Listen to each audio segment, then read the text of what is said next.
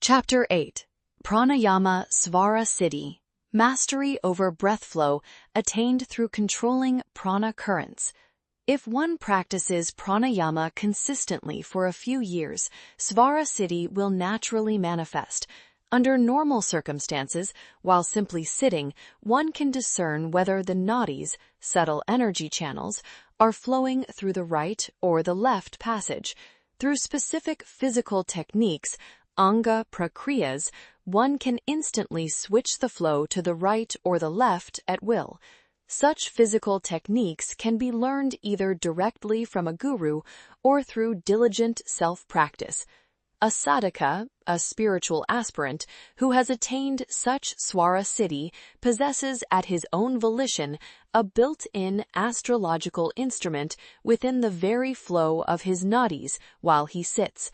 He can provide answers to those seeking guidance or predictions, prashna, solely based on the indications of the nadi flow. One may refer to scriptures such as Svarodayam and Jnanasar Nol to learn more about this Svara Siddhi. Writing extensively on this subject here would cause this book to become too voluminous. 2. Sayings of Awiyar. Among the 72,000 nadis, 10 are considered primary. Of these, the single nadi that extends both upward and downward from the navel is the most preeminent. As slender as a lotus fiber, these nadis permeate every limb and organ of the body. Like the rays of the sun, they radiate and spread throughout the entire physical form. The intricate network and interconnections of these nadis are an absolute reality. They are never fallacious. This principal nadi constitutes the very inner essence of pranava, the primordial sound Om. What becomes evident from this is that the nadi system is not confined solely to the gross physical body. It functions actively, imbued with the power of mantras within the subtle sheaths, or sukshma koshas, as well, such as the Vignamaya kosha, intellectual sheath. In this context, one may refer to the japtas, invocations or mantras, listed in Chapter 2 to observe the specific stations or states associated with mantra maheshvara and similar entities. By following the pathways of these nadis and merging one's consciousness into pranava, one can attain mukti, liberation. Thus, by gaining a profound awareness of the nadi currents, one can establish oneself firmly in the Paramatma, the Supreme Soul. B. The vital essence that originates in the Muladhara, root chakra, manifests outwardly through the 12 Vira Kada, vital points or channels, and is subsequently drawn back inward.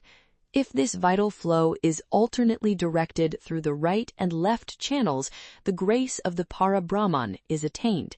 In the prescribed practice, Yatokta Abhyasa, during the inhalation phase, Puraka, the spring of vital energy surges forth.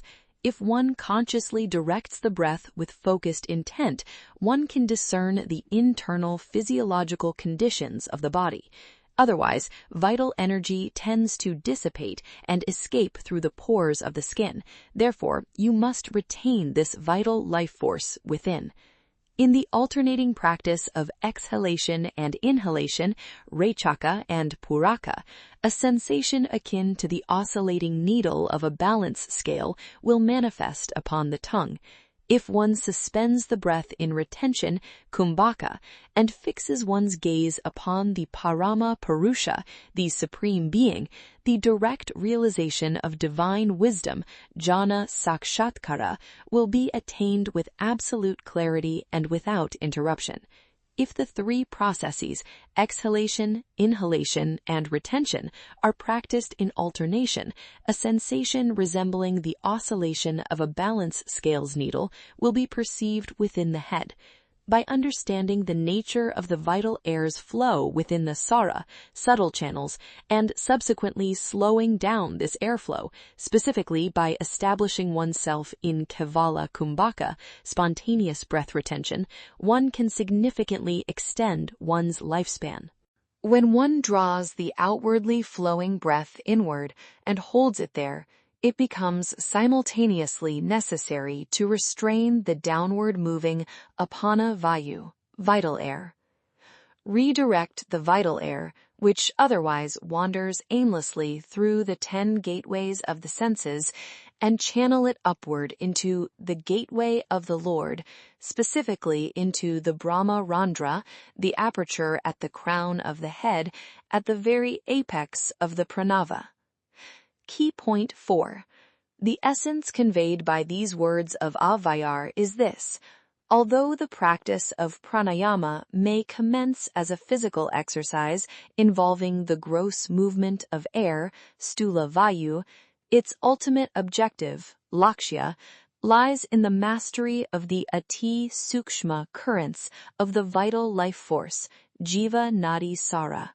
In truth, this pranayama is not merely a theatrical feat performed by charlatans who masquerade as hatha yogis. Rather, when approached through the methodology of sukshma abhyasa, specifically the discipline of pranayama, this very hatha yoga, specifically the discipline of pranayama, evolves into the supreme path of Raja Yoga. 5. Nadis, nerves. We may cite an example to illustrate the profound and reciprocal pervasiveness that exists between the nadis, nerves, specifically the nadi saras, nerve currents, and the sushma koshas, subtle sheaths. If a person is stung by a scorpion, a sharp pain surges upward from the site of the sting, traveling along the nerve pathways until it becomes localized and knotted at a specific nerve junction higher up the body. Through the application of a mantra, sacred incantation, the affliction is made to descend back down the nerve pathway from this knotted junction, thereby neutralizing